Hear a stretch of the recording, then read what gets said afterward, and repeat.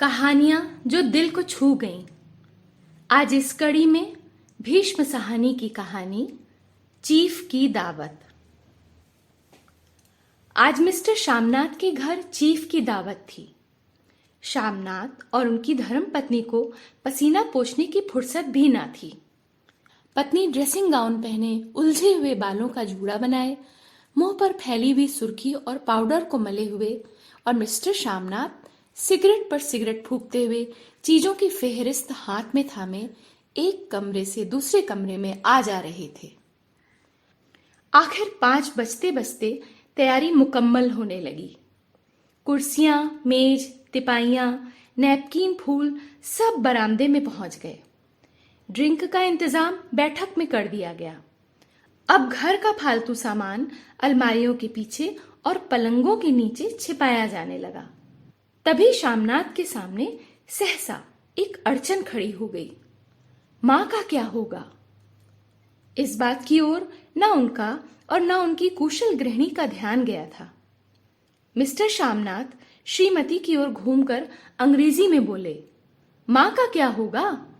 श्रीमती काम करते करते ठहर सी गईं और थोड़ी देर तक सोचने के बाद बोली, इन्हें पिछवाड़े इनकी सहेली के घर भेज दो। रात भर बेशक वहीं रहें, कल आ जाएंगी। श्यामनाथ सिगरेट मुंह में रखे सिकुड़ी आंखों से श्रीमती के चेहरे की ओर देखते हुए पल भर सोचते रहे।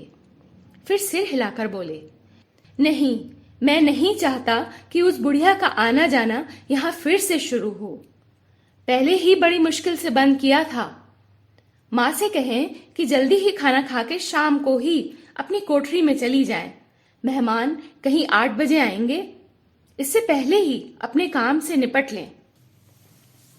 सुझाव ठीक था, दोनों को पसंद आया, मगर फिर सहसा श्रीमती बोल उठी। जो वह सो गई और नींद में खर्राटे लेने लगी तो साथ ही तो बरामदा है जहां लोग खाना खाएंगे।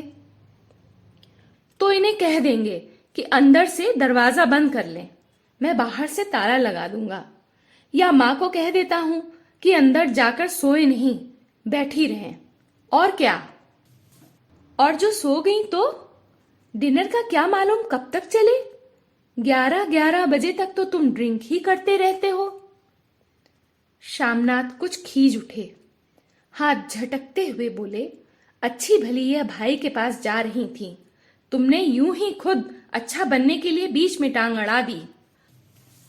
वाह, तुम माँ और बेटी की बातों में मैं क्यों बुरी बनूं? तुम जानो और वह जाने। मिस्टर श्यामनाथ चुप रहे। यह मौका बहस का न था, समस्या का हल ढूंढने का था। उन्होंने घूर कर मां की कोठरी की ओर देखा। कोठरी का दरवाजा बरामदे में खुलता था।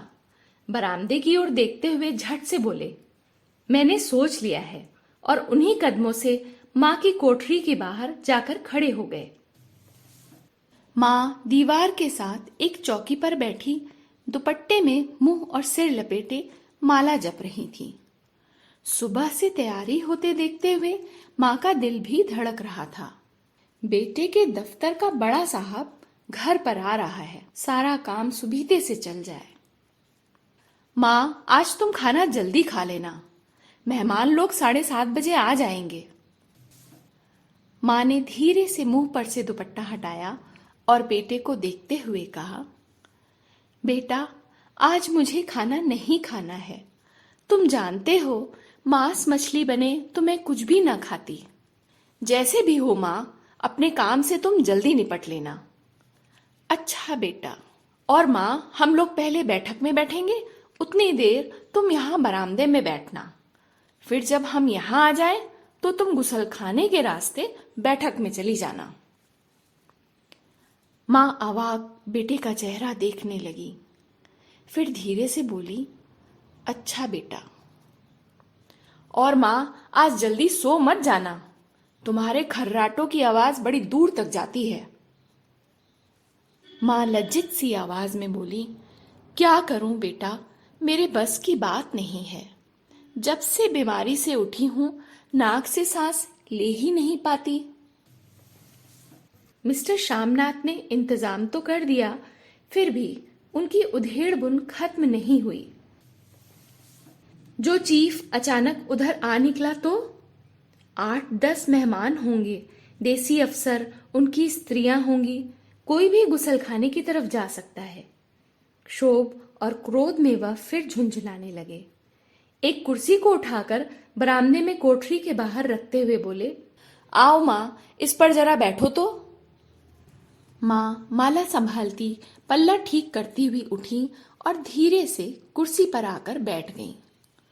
यूं नहीं माँ, टांगे ऊपर चढ़ाकर नहीं बैठते, यह खाट नहीं है तुम्हारी। माँ ने अपनी टांगे नीचे उतार ली। और खुदा के वास्ते नंगे पांव नहीं घूमना, ना ही वह खड़ाऊ पहनकर सामने आना। किसी दिन तुम्हारी वह खड़ा उठाकर मैं बाहर फेंक दूंगा। माँ चुप रही। कपड़े कौन से पहनोगी माँ?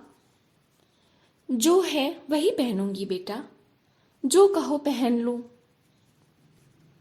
मिस्टर श्यामनाथ सिगरेट मुंह में रखे फिर अध खुली आंखों से मां की ओर देखने लगे और मां के कपड़ों की सोचने लगे। श्यामनाथ हर बात में तरतीब चाहते थे। घर का संचालन उनके अपने हाथ में था। खूटियां कमरों में कहाँ लगाई जाए, बिस्तर कहाँ पर बिछे, किस रंग के पर्दे लगाए जाएं, श्रीमती कौन सी साड़ी पहने, मेज किस साइज की हो।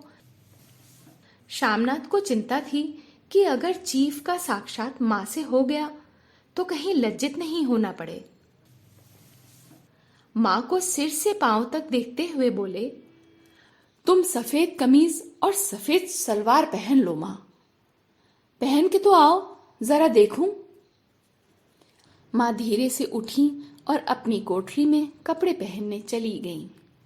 उन्होंने फिर अंग्रेजी में अपनी स्त्री से कहा, यह मां का झमेला ही रहेगा।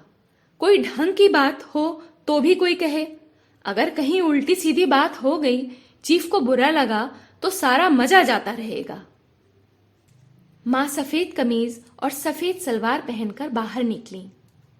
छोटा सा कद, सफेद कपड़ों में लिपटा, छोटा सा सूखा हुआ शरीर, धुंधली आंखें, केवल सिर के आधे झड़े हुए बाल पल्ले की ओट में छिप पाए थे।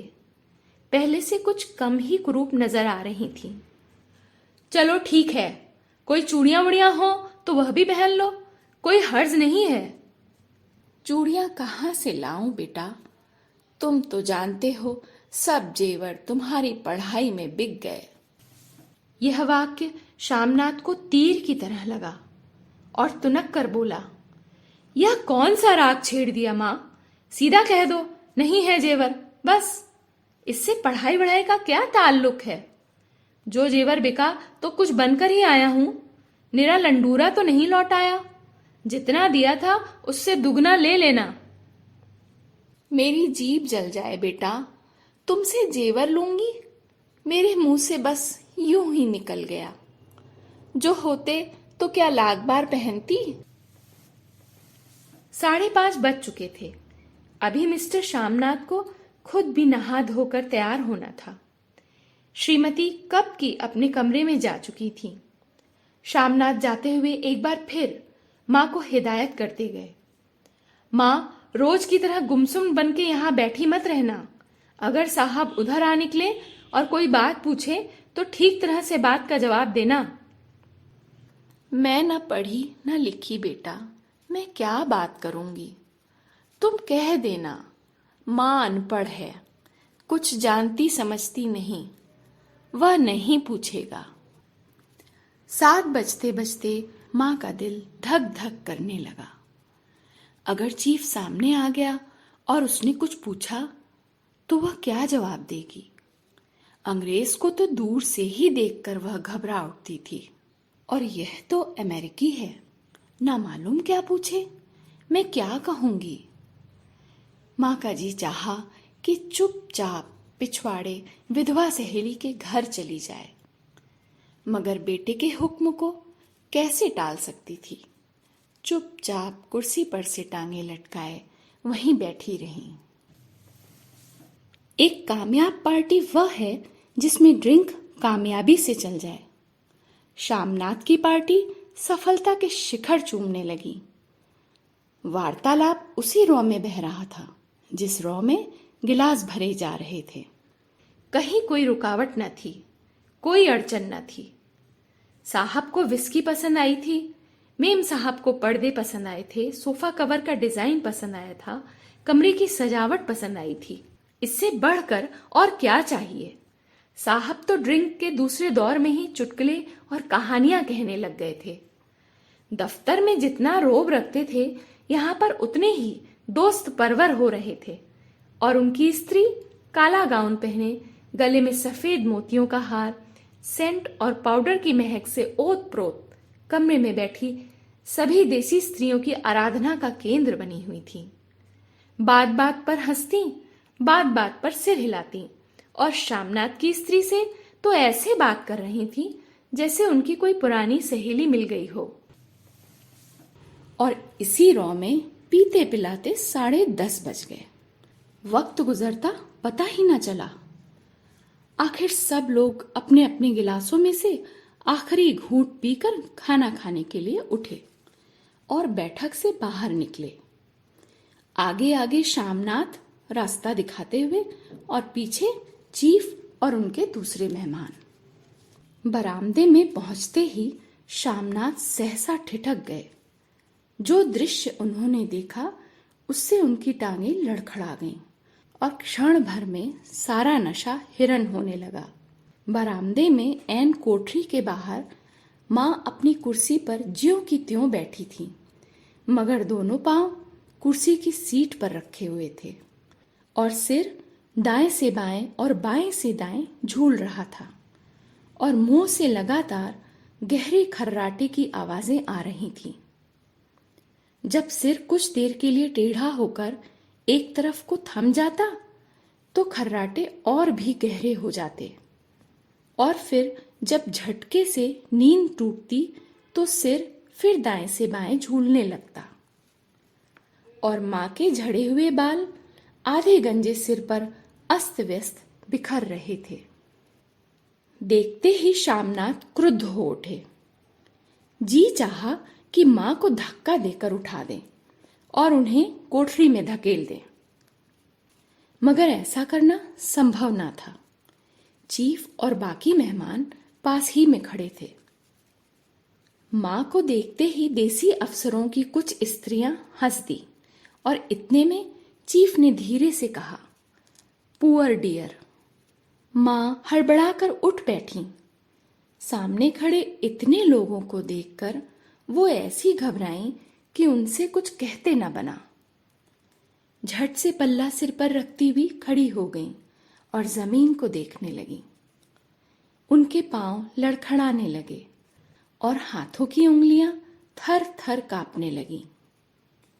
मां, तुम जाकर सो जाओ। तुम क्यों इतनी देर तक जाग रही थी? और खिसियाई हुई नजरों से शामनाथ चीफ के मुंह की ओर देखने लगे। चीफ के चेहरे पर मुस्कुराहट थी। वह वहीं खड़े खड़े बोले, नमस्ते। मां ने झिझकते हुए अपने में सिमटते हुए दोनों हाथ जोड़े, मगर एक हाथ दुपट्टे के अंदर माला को पकड़े हुए था और दूसरा बाहर। ठीक तरह से नमस्ते भी ना कर पाई। शामनाथ इस पर भी खिन्न हो उठे। इतने में चीफ ने अपना दायां हाथ मिलाने के लिए मां के आगे किया। मां और भी घबरा उठी। मां, हाथ मिलाओ। पर वो हाथ कैसे मिलाती? दाएं हाथ में तो माला थी और घबराहट में मां ने बायां हाथ ही साहब के दाएं हाथ पे रख दिया। शामनाथ दिल ही दिल में जल उठे। देसी अफसरों की स्त्रियां खिलखिलाकर हंसने लगी। यूं नहीं मां, तुम तो जानती हो दायां हाथ मिलाया जाता है। दायां हाथ मिलाओ मां। मगर तब तक चीफ मां का बायां हाथ ही बार बार हिलाकर कह रहे थे, हाउ डू यू डू। कहो मां, मैं ठीक हूं, खैरियत से हूं। मां कुछ बड़बड़ाई। मां कहती हैं ठीक हूं। कहो मां, हाउ डू यू डू। मां धीरे से सकुचाते हुए बोली, हाउ डू डू। एक बार फिर कहा उठा, वातावरण हल्का होने लगा। साहब ने स्थिति संभाल ली थी। लोग हंसने चहकने लगे थे। शामनाथ के मन का क्षोभ भी कुछ कुछ कम होने लगा था। साहब अपने हाथ में मां का हाथ अभी भी पकड़े हुए थे और मां सिकुड़ी जा रही थी। साहब के मुंह से शराब की बू आ रही थी। शामनाथ अंग्रेजी में बोले, मेरी माँ गांव की रहने वाली हैं, उम्र भर गांव में रही हैं, इसलिए वो आपसे लजाती हैं। साहब इस पर खुश नजर आए। बोले, सच? मुझे गांव के लोग बहुत पसंद हैं। तब तो तुम्हारी माँ गांव के गीत और नाच भी जानती होंगी। चीफ खुशी से सिर हिलाते हुए माँ को टिकटिकी बांधे देखने लगे। माँ, साहब कहते हैं कोई गाना सुनाओ, कोई पुराना गीत। तुम्हें तो कितने ही याद होंगे। माँ धीरे से बोली, मैं क्या गाऊंगी बेटा, मैंने कब गाया है। वाह माँ, मेहमान का कहा भी कोई टालता है भला। साहब ने इतने शौक से कहा है, नहीं गाओगी तो साहब बुरा मानेंगे। मैं क्या गाऊं बेटा, मुझे क्या आता है। वाह, कोई बढ़िया टप्पे सुना दो, 2 पत्तर अनारा दे। देसी अफसर और उनकी स्त्रियों ने इस सुझाव पर तालियां पीटी। मां कभी दीन दृष्टि से बेटे के चेहरे को देखती, कभी पास खड़ी बहू के चेहरे को। इतने में बेटे ने गंभीर आदेश भरे लहजे में कहा, मां। इसके बाद हाँ या ना का सवाल ही ना उठता था। मां बैठ गई और क्षीण दुर्बल लरजती आवाज में एक पुराना विवाह का गीत गाने लगी। हरियाणी माए हरियाणी भेड़े, हरियते भागी भरिया है। देसी स्त्रियां खिलखिला के हंस उठीं। 3 पंक्तियां गा के मां चुप हो गई थीं। बरामदा तालियों से गूंज उठा। साहब तालियां पीटना बंद ही ना करते थे। शामनाथ की खींच प्रसन्नता और गर्व में बदल उठी थी। मां ने पार्टी में एक नया रंग भर दिया था।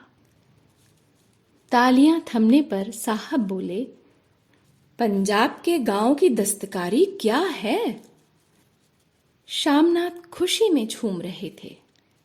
बोले, ओह बहुत कुछ साहब, मैं आपको एक सेट उन चीजों की भेंट करूंगा, आप उन्हें देखकर खुश होंगे। मगर साहब ने सिर हिलाकर अंग्रेजी में फिर पूछा, नहीं, मैं दुकानों की चीज नहीं मांगता। पंजाबियों के घरों में क्या बनता है, औरतें खुद क्या बनाती हैं। शामनाथ कुछ सोचते हुए बोले, लड़कियां गुड़ियां बनाती हैं और औरतें फुलकारियां बनाती हैं। फुलकारी क्या? शामनाथ फुलकारी का मतलब समझाने की असफल चेष्टा करने के बाद मां से बोले, क्यों मां, कोई पुरानी फुलकारी घर में है? मां चुपचाप अंदर गईं और अपनी फुलकारी ले आईं। साहब बड़ी रुचि से फुलकारी देखने लगे। पुरानी फुलकारी थी, जगह जगह से उसके धागे टूट रहे थे और कपड़ा फटने लगा था। साहब की रुचि को देखकर शामनाथ बोले, यह फटी हुई है साहब, मैं आपको नई बनवा दूंगा। माँ बना देंगी, क्यों माँ? साहब को फुलकारी बहुत पसंद है, इन्हें एक ऐसी ही फुलकारी बना दोगी ना? माँ चुप रही, फिर डरते डरते धीरे से बोली, अब मेरी नजर कहाँ है बेटा, बूढ़ी आंखें क्या देखेंगी। मगर माँ का वाक्य बीच में ही तोड़ते हुए शामनाथ बोले, वह जरूर बना देंगी साहब, आप उसे देखकर बहुत खुश होंगे। साहब ने सिर हिलाया, धन्यवाद दिया और हल्के हल्के झूमते हुए खाने की मेज की ओर बढ़ गए। बाकी मेहमान भी उनके पीछे पीछे हो लिए। जब मेहमान बैठ गए और माँ पर से सबकी आंखें हट गईं, तो माँ धीरे से कुर्सी पर से उठी और सबसे नजरें बचाती हुई अपनी कोठरी में चली गई। मगर कोठरी में बैठने की देर ही थी कि आंखों से छल छल आंसू बहने लगे। दुपट्टे से बार बार उन्हें पोंछती, पर वे बार बार उमड़ आते, जैसे बरसों का बांध तोड़कर उमड़ आए हों। माँ ने बहुतेरा दिल को समझाया, हाथ जोड़े, भगवान का नाम लिया, बेटे के चिरायु होने की प्रार्थना की, बार बार आंखें बंद की, मगर आंसू बरसात के पानी की तरह जैसे थमने में ही ना आते थे। आधी रात का वक्त होगा। मेहमान खाना खाकर एक एक करके जा चुके थे। माँ दीवार से सटकर बैठी, आंखें फाड़े दीवार को देखे जा रही थी। घर के वातावरण में तनाव ढीला पड़ चुका था। मोहल्ले की निस्तब्धता शामनाथ के घर पर भी छा चुकी थी। केवल रसोई में प्लेटों की खनकने की आवाजें आ रही थीं। तभी सहसा माँ की कोठरी का दरवाजा जोर से खटकने लगा। माँ, दरवाजा खोलो। माँ का दिल बैठ गया। हड़बड़ाकर उठ बैठी। क्या मुझसे फिर कोई भूल हो गई? माँ कितनी देर से अपने आप को कोस रही थी कि क्यों उन्हें नींद आ गई, क्यों वह ऊँघने लगी। क्या बेटे ने अभी तक उसे क्षमा नहीं किया? माँ उठी और कांपते हाथों से दरवाजा खोल दिया। दरवाजा खुलते ही शामनाथ झूमते हुए आगे बढ़ाए और माँ को आलिंगन में भर लिया। ओ अम्मी, तुमने तो आज रंग ला दिया। साहब तुमसे इतना खुश हुआ कि क्या कहूँ। ओ अम्मी। माँ की छोटी सी काया सिमट कर बेटे के आलिंगन में छिप गई। माँ की आंखों में फिर आंसू आ गए। उन्हें पोंछती हुई धीरे से बोली, बेटा तुम मुझे हरिद्वार भेज दो, मैं कब से कह रही हूं। शामनाथ का झूमना सहसा बंद हो गया और उनकी पेशानी पर तनाव के बल पड़ने लगे। उनकी बाहें माँ के शरीर पर से हट आईं। क्या कहा माँ? ये कौन सा राग तुमने फिर से छेड़ दिया? तुम मुझे बदनाम करना चाहती हो माँ? तुम जानबूझकर हरिद्वार जाकर बैठना चाहती हो ताकि दुनिया कहे कि बेटा माँ को अपने पास नहीं रख सकता? शामनाथ का क्रोध बढ़ने लगा था। नहीं बेटा, अब तुम अपनी बहू के साथ जैसा मन चाहे वैसा रहो। मैंने तो अपना खा पहन लिया, अब मैं यहाँ पर क्या करूँगी? जो थोड़े दिन जिंदगानी के बाकी हैं, भगवान का नाम लूंगी। अब तुम मुझे हरिद्वार भेज दो। तुम चली जाओगी तो फुलकारी कौन बनाएगा? साहब से तुम्हारे सामने ही फुलकारी देने का इकरार किया है। मेरी आंखें अब नहीं हैं बेटा जो फुलकारी बना सकूं। तुम कहीं और से बनवा लो। माँ, तुम मुझे धोखा देकर यूं चली जाओगी? मेरा बनता काम बिगाड़ोगी? जानती नहीं, साहब खुश होगा तो मुझे तरक्की मिलेगी। माँ चुप हो गई और फिर बेटे के मुंह की ओर देखती हुई बोली, क्या तेरी तरक्की होगी? क्या साहब तेरी तरक्की कर देगा? क्या उसने कुछ कहा? कहा नहीं, मगर देखती नहीं कितना खुश गया है। कहता था जब तेरी माँ फुलकारी बनाना शुरू करेंगी तो मैं देखने आऊंगा कि वो कैसे बनाती हैं। जो साहब खुश हो गया तो मुझे इससे बड़ी नौकरी भी मिल सकती है। मैं बड़ा अफसर बन सकता हूँ। माँ के चेहरे का रंग बदलने लगा। धीरे धीरे उनकी झुर्रियों भरा मुंह भी खिलने लगा और आंखों में हल्की हल्की चमक आने लगी। तो तेरी तरक्की होगी बेटा। तरक्की यूं ही हो जाएगी माँ। साहब को खुश रखूंगा तभी वो कुछ करेगा, वरना उसकी खिदमत करने वाले क्या थोड़े हैं। तो मैं बना दूंगी बेटा, जैसा बन पड़ेगा बना दूंगी। और माँ दिल ही दिल में फिर बेटे के उज्जवल भविष्य की कामनाएं करने लगी। और मिस्टर शामनाथ, अब सो जाओ माँ, कहते हुए तनिक लड़खड़ाते हुए अपने कमरे की ओर घूम गए।